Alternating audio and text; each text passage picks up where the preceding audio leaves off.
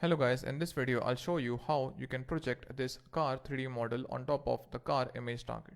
So let's start with the customization. So for customizing the car image target, I'll first add a new image target. So I'll click on the plus sign, Vuforia Engine, image target. I'll give this new image target a name of car image target. Next, with the car image target selected, I'll change the type to from database. I'll then select the AR book database, and from the image target dropdown, I'll select the car image target. Next, with the car image target selected, I'll move it on the right hand side of the sun image target. Next, I'll zoom in on the car image. Now I've kept the car customization very simple.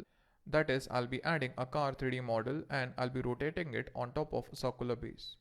So for downloading a car 3D model, I'll go inside the asset store and in the search field, I'll type car. Now as always, the car model which we are looking for will be free. Okay, so the car model which I was going to download is basically been listed over here. And this is the model that I'll be downloading, that is HQ Racing Car model number 1203.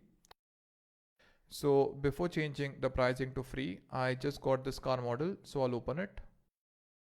If this car model is not showing directly in your case, then you can change the pricing to free, and after this you can search for this car model. Okay. Next, for importing this car model, I'll click on the import button. After this, I'll click on the import button again to import this car model. So the car model is imported, and inside assets you can now see a new folder by the name of Azeri Leo. After this, I'll open the HQ Racing Car folder. Next, I'll open the prefabs folder. And inside prefabs, you can see 5 different cars.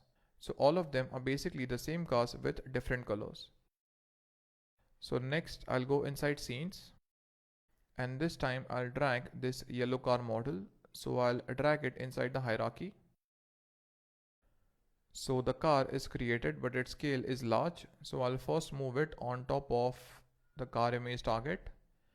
Next, with the 3D scale tool, I'll reduce the scale of this car model.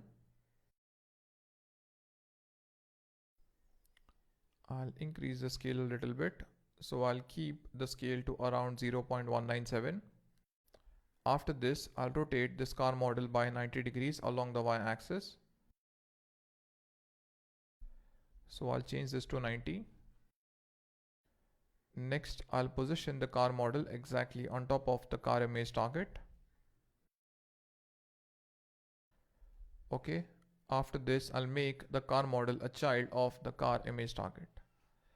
So after making this change, next, this time if I click on the play button, then you can see the car 3D model on top of a car image target. Okay. So after this, I'll come out of play mode, and this time I'll attach the rotate script to a car model so that the car model rotates slowly. So with the car model selected, I'll click on add component, and in the search field, I'll search for the rotate script. So I'll type rotate, I'll select the rotate script, and I'll rotate this car model along the y-axis. So I'll give this a y rotation of 15. Now before moving ahead, I hope you guys remember we have created this rotate script inside a sun image target video, as we wanted to rotate a sun image target. So this rotate script is inside the data files and the scripts folder. Okay. So this is the same script which we have attached to a car model now. So after setting the y rotation value to 15, I'll click on the play button this time.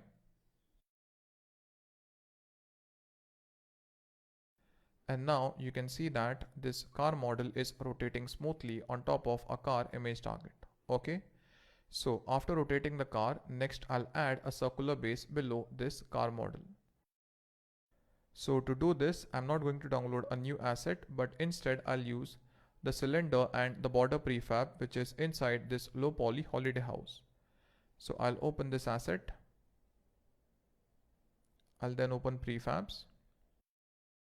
I'll first drag the cylinder object over here. Next, I'll select the car 3D model. Now since the scale of this cylinder 3D model is pretty huge, so that's why I'll copy the scale of the car 3D model and I'll paste it on top of the cylinder. So with the car 3D model selected, okay, but before that I'll make the cylinder a child of the car image target. Next I'll select the car 3D model, I'll copy its components. Next I'll select the cylinder 3D model and I'll paste the component values of the car. So the scale of the cylinder 3D model is shrunk down to a larger extent. Next I'll select the 3D scale tool and I'll shrink the scale down of the cylinder a little more.